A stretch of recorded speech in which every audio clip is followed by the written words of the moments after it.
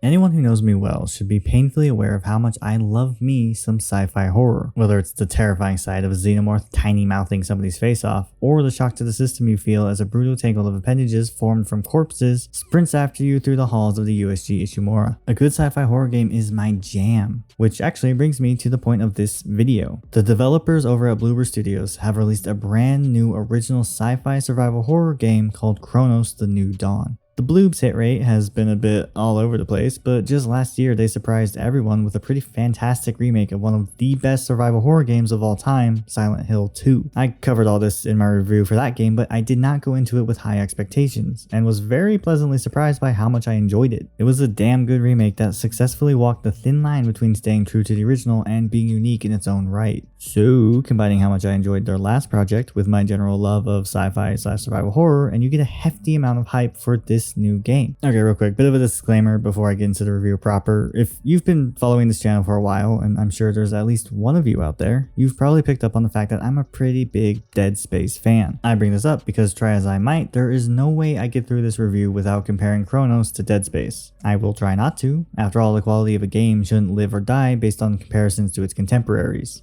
Cronos is not just a Dead Space clone, and that's how it should be. At the same time, however, art is often influenced by other art, and the Bloober devs have openly talked about what other games inspired their take on survival horror. Two such games being Alan Wake, for some reason, and you guessed it, Dead Space. So yeah, comparisons between this game and Dead Space are completely valid, I guess is my point. Kind of lost the thread there, but you get the idea. Anyway, let's get started by going over what I consider to be the weakest element of Cronos: The New Dawn, the gameplay. To clarify, I don't think the gameplay is terrible. More so, I found it to be, what's the right word, passable. In general, it's all pretty well done from an execution standpoint. It fully embraces the classic survival horror formula of trying to keep your insides from becoming your outsides by managing your resources to ensure you have enough ammo and health packs to, actually stay alive. You have very limited inventory space, so you have to constantly juggle what you're carrying around. After all, you don't want to be stuck in a tricky situation without enough firepower to blast your way out. But simultaneously, you'll pick up plenty of new goodies as you explore, so you need enough free space to actually pick them up. Cronos feels very throwback survival horror with just how scarce resources are and how tiny your inventory is. You start with the classic 8 slots, but can upgrade to a massive 12.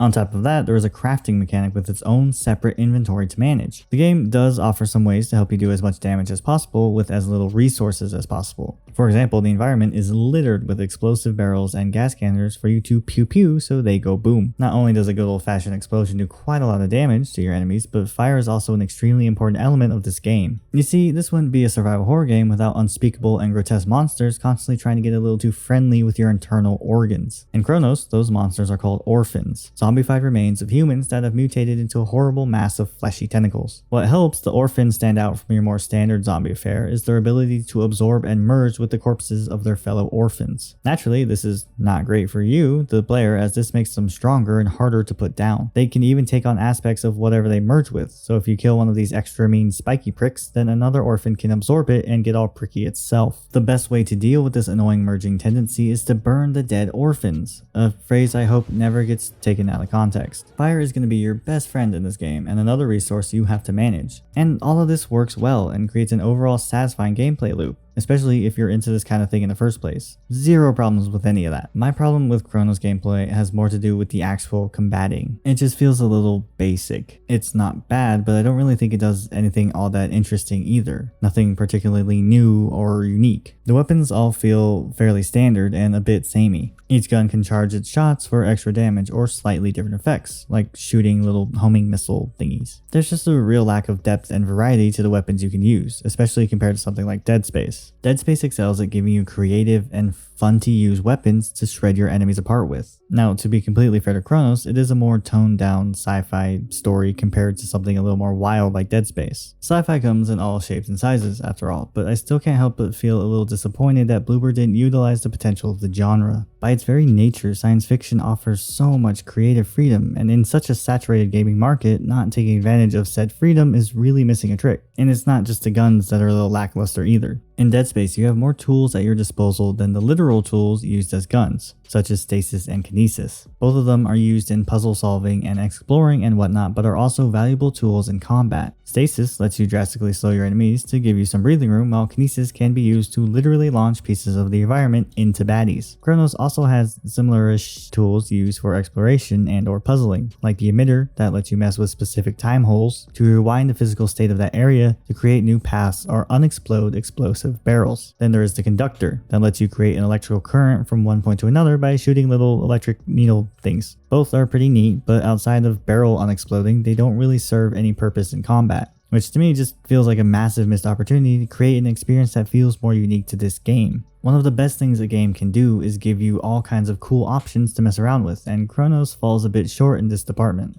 This will probably be the 8th millionth time I've said this in the video, but none of that makes the gameplay bad. It's a little one note for my tastes, but the elements that are there are done well. The guns have a very satisfying punch to them, and the enemy variety is decent enough that combat encounters maintain a certain level of intensity for the majority of the runtime. The burning of corpses isn't exactly a revolutionary gameplay mechanic, but it does force you to be more strategic in how you approach different encounters. Cronos does a great job of forcing you to be smart with how you play. You can't just shoot your way through every fight. I definitely had fun through my entire playthrough. I just don't think it'll have me returning to the game all that much in the future. I do plan on at least getting through the New Game Plus mode to see the extra special super secret ending, so I'll be interested to see if the combat can stay fun through a whole nother playthrough. The gameplay might be a bit unimaginative, but it's solid, and that's good. However, it's not necessarily enough to carry the whole game's experience. The games I love the most have the banger combo of addictive gameplay and a compelling story. Cronos is a bit lacking in terms of gameplay, but I argue that it more than makes up for it with the story. It's not perfect or whatever, there's elements of it that don't come together and there's some kind of cringy moments, but it's clear that Bloober went into crafting this story with a clear idea in mind. A strong, cohesive vision can do a lot in terms of creating a compelling and interesting story. Mind you, the only other Bloober game I've played was Silent Hill 2, and while they did add a bit of their own flavor to that remake, the overarching story was pretty one-to-one with the original. So while my initial impression of Cronos' story that I picked up from trailers was positive, I still didn't really know what to expect from the Bloobs when it came to the full game. Initially, I was worried the story would come across as try-hard or pretentious, and the game's opening didn't exactly do it any favors. Thankfully, the deeper into the narrative I dove, the more I enjoyed it. Let me give you a brief, spoiler-free synopsis. Jesus. Cronos has you controlling a mysterious deep-sea diving astronaut-looking ass maybe human called the Traveler. The Traveler is an agent of an even more mysterious organization or entity, whatever, called the Collective. Her duty is to hunt down tears in reality that can be used to travel to a very specific time and place in 1980s Poland. This specific period is important because it's right around when the world ended in a horrible zombie apocalypse that originated right there in the city of New Dawn. After using the time hole to dive into the past, her goal becomes to extract the essences of people the Collective has deemed important. The premise alone is sick as hell and for sure piqued my interest. Still, as the narrative unfolded, I found myself more and more invested in not just the player character of the Traveler, but the unfortunate souls she's sent to extract. Weaved within the present storyline of the Traveler and her only companion, the Warden, are the stories of the people that lived through the end of times. You get bits and pieces of their history as you explore the future and past versions of New Dawn, and you even meet some of them during your journey. I really love the way they chose to tell this story, and while not every thread comes together by the end of the game, I still thoroughly enjoyed the story from the beginning to the end. For me, the worst part of the story was the fact that you can't skip the dialogue because, oh my god, listening to the Traveler and the Warden have a conversation felt like it took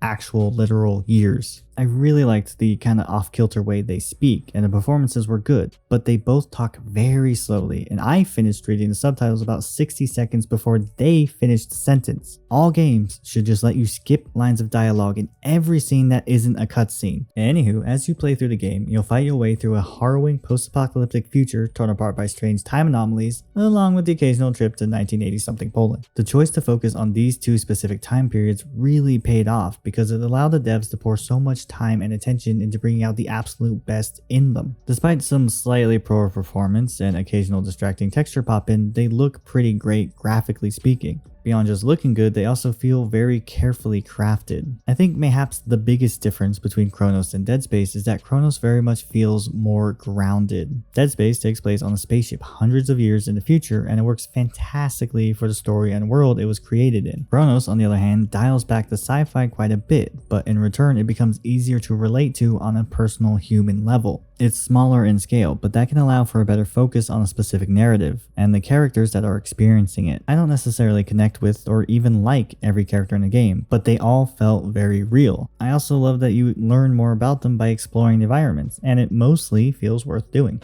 The story is the part of Cronos that truly felt special. It was unique in a way the gameplay wasn't, so it kind of balances out and even tips it over into an overall positive. One of the biggest aspects of Cronos The New Dawn that sparked my interest in the game was how much it reminded me of Dead Space. I love Dead Space and would love to see more games like it made. Now, is Cronos one such game? Kind of. There's elements of it that remind me a lot of Dead Space, and I enjoyed that, but while Cronos does take some inspo from Dead Space, it strived to do its own thing. Cronos is a more grounded take on sci-fi horror, or as grounded as something with this much time travel can be. Underneath all the sci-fi wackiness, it tells a deeply human story in a way Dead Space doesn't, and that doesn't mean that either game is bad or wrong, just different. I didn't really know what to expect from Cronos, and by the time I reached the credits, I felt immensely satisfied. The gameplay was a bit of a letdown, but a large part of that was me going into it with certain expectations that the game never really implied to have. Still though, I think there's more they could have done with the gameplay to spice things up and show off their own distinctive voice as developers. They didn't have to copy and paste the mechanics from Dead Space, but they could have taken some cues from that game on how to truly bring out the science fictionness in this sci-fi horror game. In terms of sci-fi-ness, I think they could have taken things a bit further when it came to gameplay, but the more grounded take on this genre was executed really well. The story is the best part about this game. I could probably keep ranting about all this crap, but I'm pretty sure I'm just repeating myself at this point, so I'm gonna wrap this up by simply saying I think this game is worth checking out, especially for the sci-fi and horror fans of the world. In regards to horror, it wasn't nearly as effective as the Silent Hill 2 remake, but it still delivers an intense experience with some pretty great scares. So yeah, I liked it, just like I hope you liked this video. Great segue, I know, but seriously, if you liked this video, then leave us a like and consider subscribing to see more. I cannot wait to play and discuss Silent Hill F, or FEF as I'm going to call it, when that releases in just a couple weeks, so stay tuned for that. And probably should have mentioned this earlier, but I've been Tin from Tin Max, and as always, thank you for watching, and I will see you in whatever we do next.